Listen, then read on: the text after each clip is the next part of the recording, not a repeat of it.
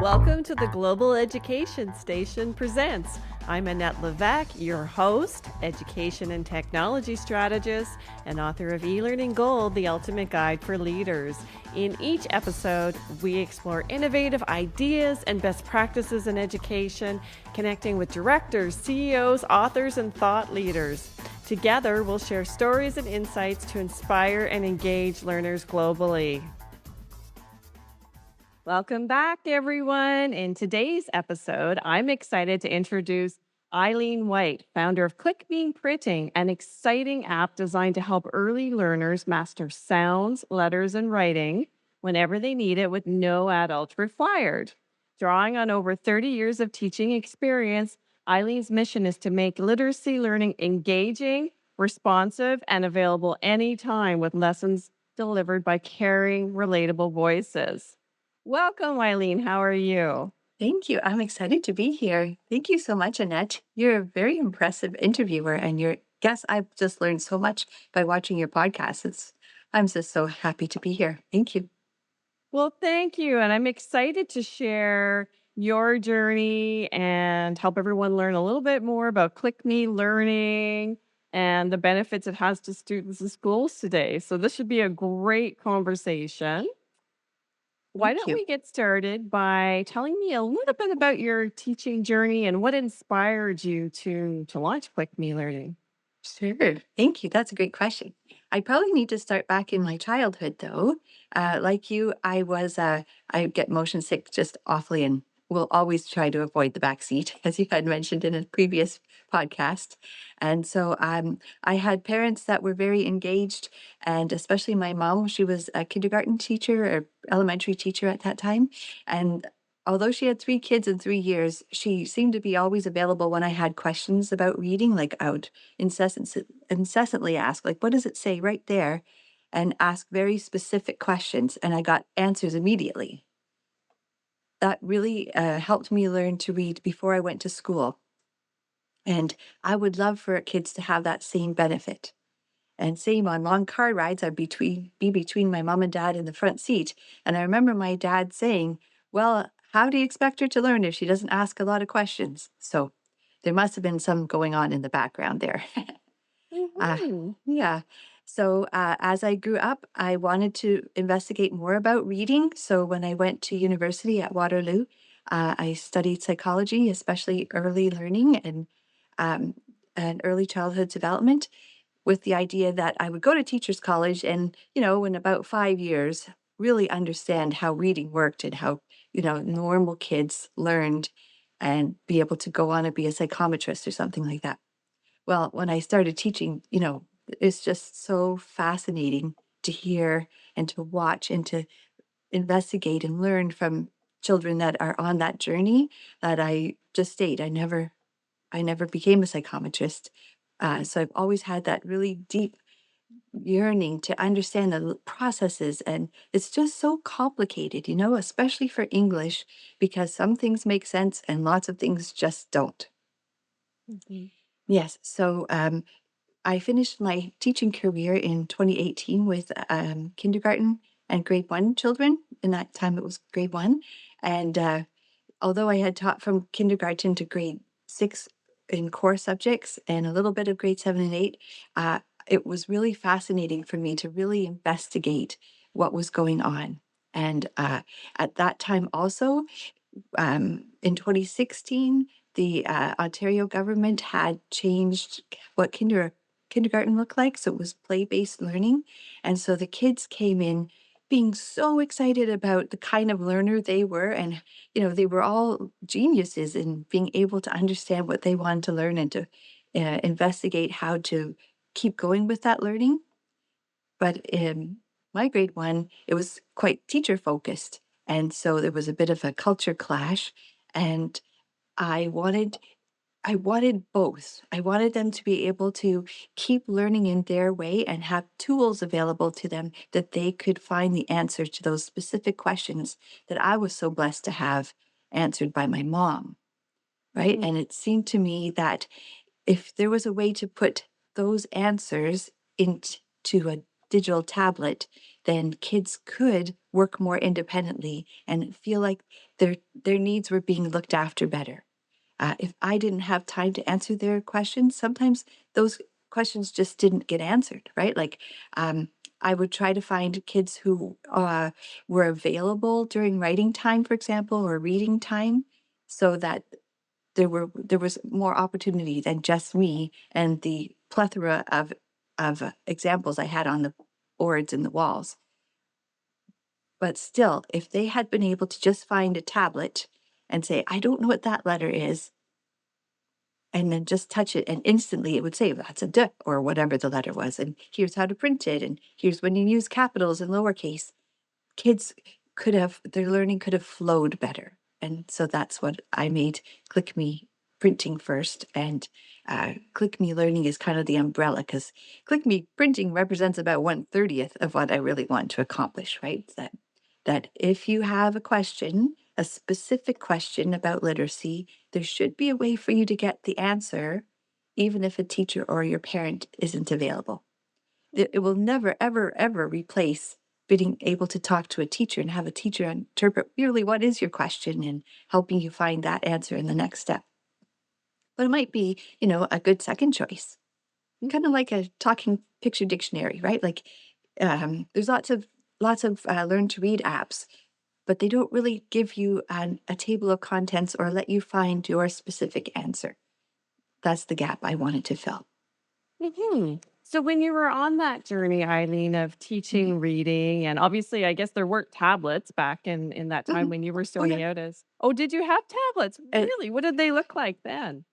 so I had tablets like in the 2010s and so on, right? Like, I forget exactly when we had them. But I didn't have them when we were starting out, of course, Right. in the 80s, but by the end of my career, for sure. And, I'd ask the kids, can you find this answer on a Learn to Read app? And they couldn't. They had a great time for 20 minutes and they learned lots, but they didn't find the answer. And so they couldn't get the work done that I'd asked them to do. And that opportunity was missed. Hmm. And what did you see as being some of the common challenges that learners would face in acquiring? So, setting even technology aside, what are some of the Mhm. challenges that learners face when it comes to acquiring reading skills and acquiring literacy? Right. It's so very complex. And so I really agree with the idea that we start with basic phonics. So each little squiggle on the page, you can learn that it's going to say one thing. And so when you are trying to write your ideas down, you could hear each sound and write that down. And so you would have a phonetic story or sentence, whatever you're writing. And it wouldn't be book spelling, but it would be readable, and you would feel like you really got your ideas on the page and you can share them with grandma or you can share them with the world, right? That is what your idea, it's down. Set that aside. Phonics generally gets you about 40% of words in English. So then it's really important then to teach kids the difference between phonetic and book spelling and how do you accomplish book spelling. Some kids are stronger in visual learning so that they will remember after seeing the words over and over again. And other kids are stronger in auditory learning, so they have more difficulty. But if you can make it visual and auditory and kinesthetic and sequential, then you pretty much found a pathway for every child to learn. So there's the phonics, and then there's exception to the phonics, which are incorporated into sight words. And then once you can tackle each word, then you can tackle a sentence and get the meaning of it. And then once you tackle the sentence, you can talk about this paragraph or the story and get the deeper understanding about it. It's just so very complex. Yeah. Hmm. So that's really interesting. So we start with the phonics and the spelling of something phonetically, and then Mhm. move on to the actual correct spelling in a book. I still do that, Eileen, actually, with people's names. People have really Mhm. difficult names. If I'm going to interview them, I'll write down the phonetic spelling Yeah. just to make sure I get it right. And I Mhm. also do it. I'm trying to learn a second language in Spanish Mhm. because I spend a lot of time in the Caribbean climate during the winter Oh, because wow. it's so cold in Canada. And I find that I remember things better sometimes when Mhm. I spell them phonetically first. Yes. I don't know why that is, Mhm. and then move on to the actual correct Mhm. spelling and writing. Why is that? Why is it so much easier to remember a phonetic spelling versus the book spelling right off the bat? Right. And that might be actually an individual trait for you that you need Okay. to combine the visual and the auditory. So the visual phonetic spelling helps you remember and connect to the auditory. And other kids are the opposite, right? They love to have the visual and then they'll just remember the auditory. So so in a classroom, you may have all kinds of different learners like that. It doesn't mean that they have to be have their education delivered in a certain pathway, but it does help if some of the time, at least, they have it in their most preferred um, pathway. Yeah. Yes, and I think in our population, we do have a really high percentage of visual learners, and you see a lot as well, the cards with the image and with the word attached to it. As I guess the more they see it, the more easily our brain encodes it. Mhm. What does it look like in Click Me Learning? So what is Click Me Learning Mhm. exactly, and what kind of experience would we have enrolling our students in it? What does that look like? Okay. So it is easy to get on because it's on the app stores like Google Play and the App Store, and you just download it, you get it forever. There's no ads. It drives me crazy that a lot of the apps that are being used by kids and in school and in at home, they have ads on the page, and to try and discern where the actual learning is sometimes tricky and it's very distracting, right? Like um, so I think of Click Me Learning and printing in particular, because that's our first app as kind of the protein on your plate. If you want to eat for a soccer game or for an event, you want protein and carbohydrates and all the fuel you need to do that task, right? You don't really need the dessert and the fluff, and you don't need your food to look like candy, right? You need, even kids recognize that they need fuel. So, what I want to deliver is a page that's very straightforward.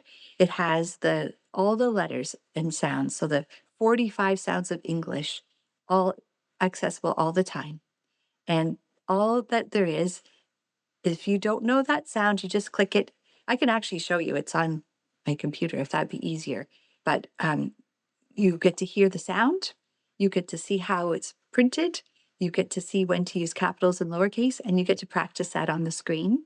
And if you, lots of kids don't know the letter, but they know the sound that they need, those auditory learners, there's a microphone function. So you just touch it, say a word, and it will take you to the first letter of that word.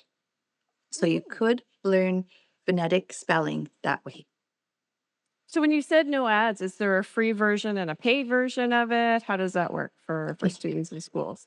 Right. So at, at the moment, there isn't a free one. It's $4.99 once. So it says, I don't want to leave anybody out. So I picked that price point. It's on phones and tablets and computers.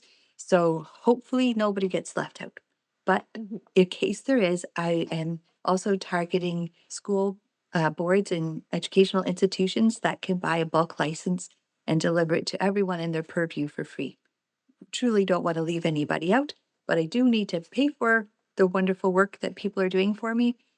So this is the model we're trying for now.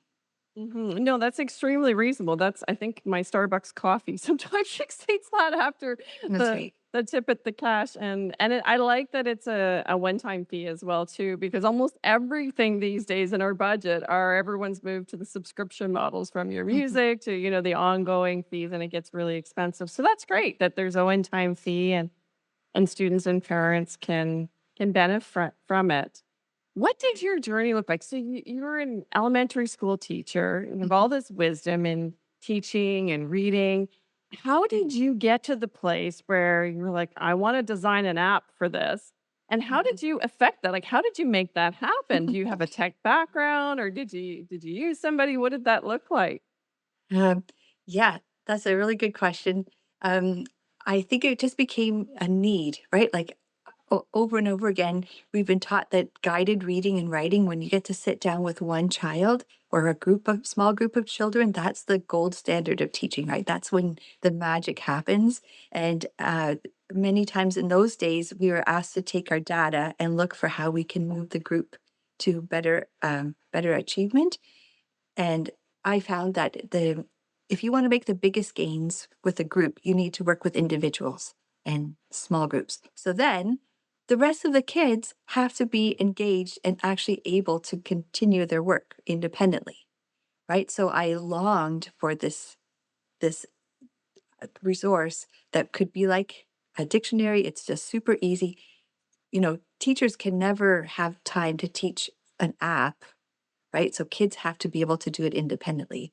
And if the app doesn't work once, the teachers might let you try it again. But if it doesn't work a second time, like, or don't use that one anymore. So the stakes are super high, right? Knew that right from the outset. So then I was able to retire then and thought, that's really what I want to do. Like, I'm just so keen to learn more. And there was a Master of Media Production at what's now Toronto Metropolitan University, and it was only 1 year.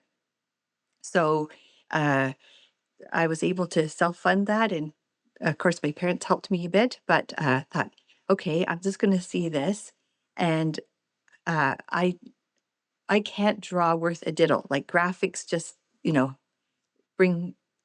I need help, and it's amazing to find a graphics partner to bring what I can say and what I can write down and make it into something beautiful. And that happened.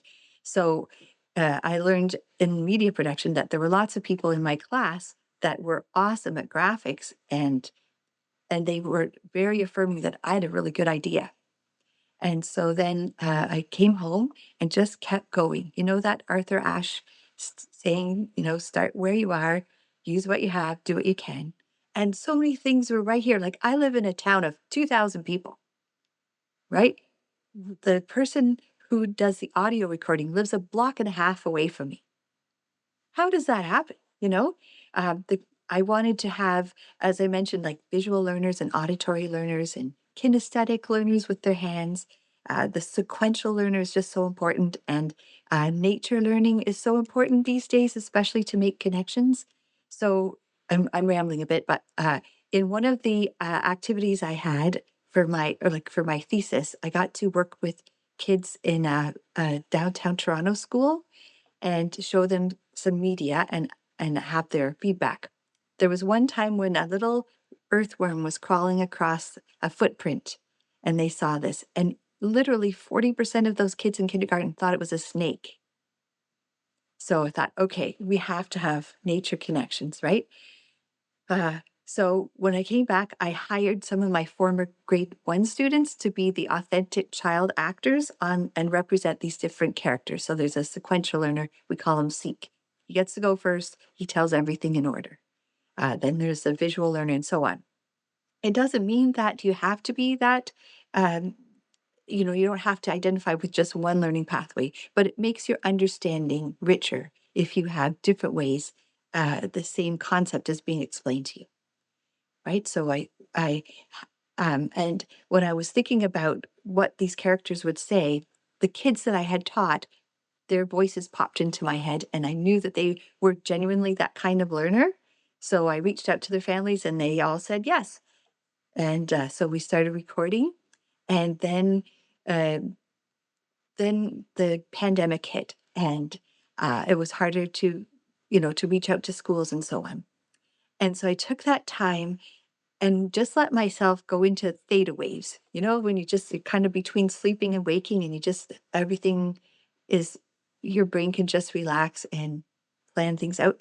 So I spent hours every day for about 6 months thinking, okay, how big could this get if we try to put the knowledge that kids need instantly into apps when a teacher isn't going to help them? How can we deliver that? And it really took me 6 months to plan out like 6 huge apps, of which ClickMe Printing is just a tiny speck, just the tip of the iceberg, and how to integrate the big and make, you have to have the whole big idea before you can plan out the little bits, right? So that they all work.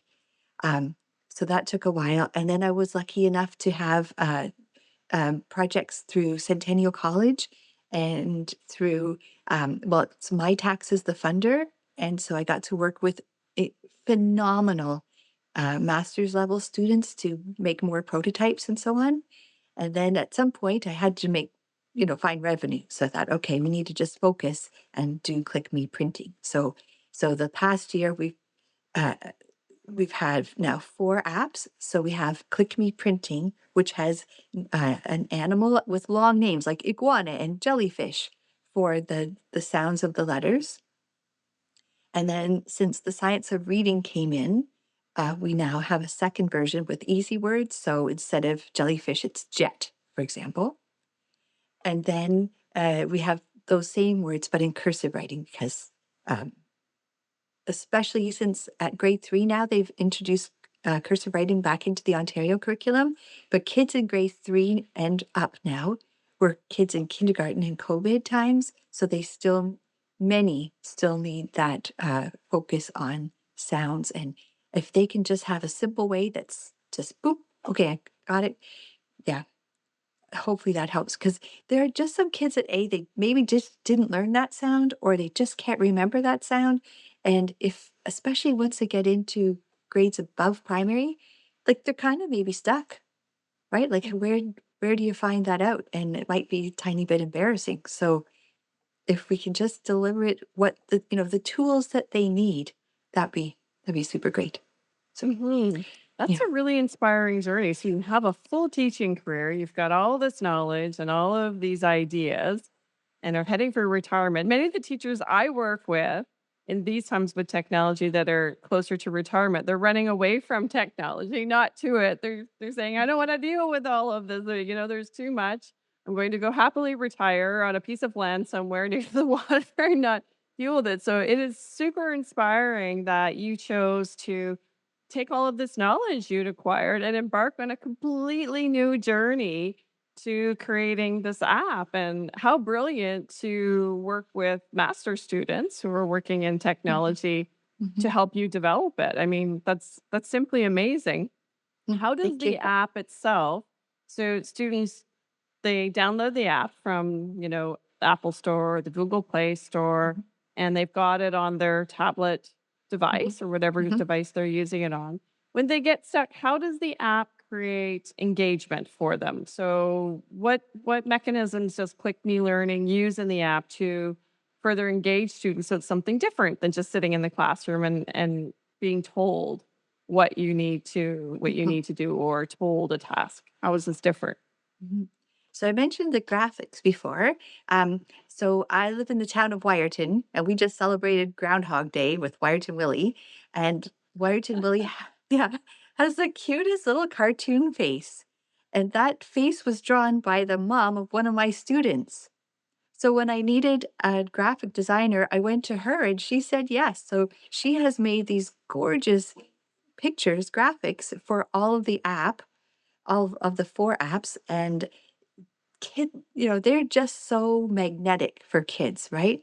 And plus, she designed the layout and it's so straightforward, right? Like it's very sequential. It looks the same, like there's a pattern. All the letters are right there. I can find what I need, right? I can be 3 years old and find my letter. That's what 3-year-olds are calling it, my letters. They want to work with my letters.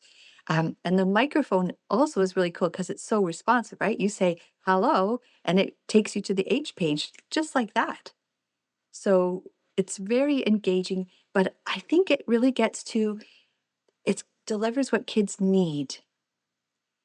And it's so, at first they're going to just want to play and, scribble on the screen. And then, it doesn't really tell you on the app that you're doing a good job about printing. It just gives you the guidelines that you can have on or off.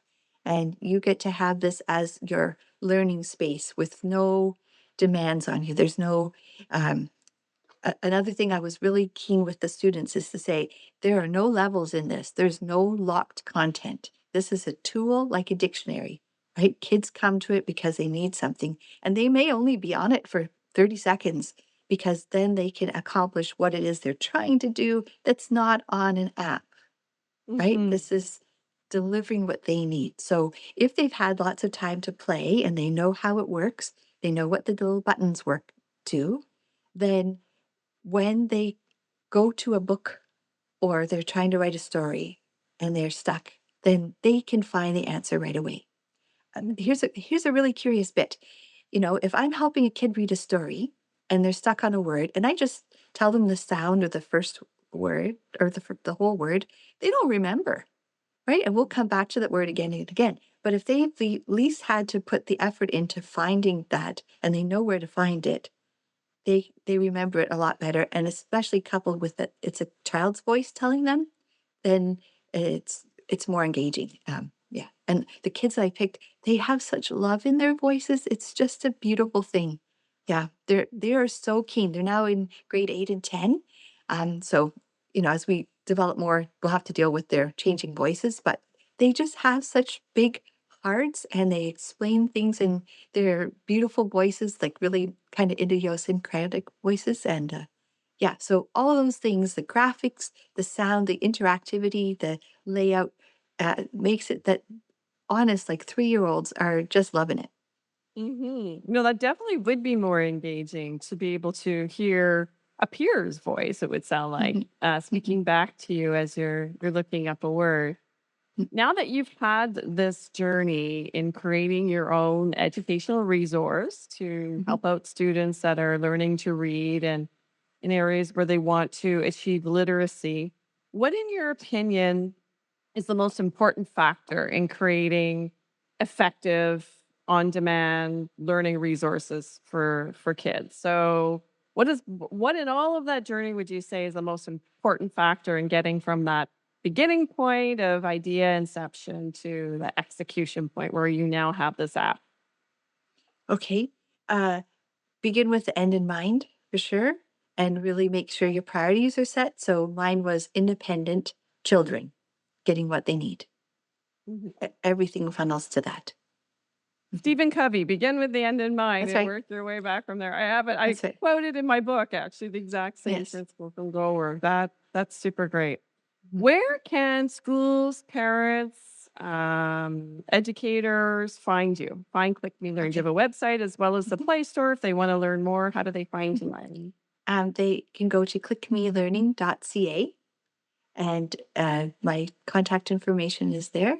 You can also see little bios of the kids that are involved, everybody that has been involved. Yeah, that's probably the best way. Perfect. Well, thank you so much for taking the time to share this awesome resource you've created with our audience. I Thank think you. we've all learned something new today, and it was great to learn more about the intricacies of literacy and learning to read. So, thank you so much. You're so welcome. Thank you for having me. All the best to you. You're doing wonderful work. It's really impressive. Mhm. Thank you.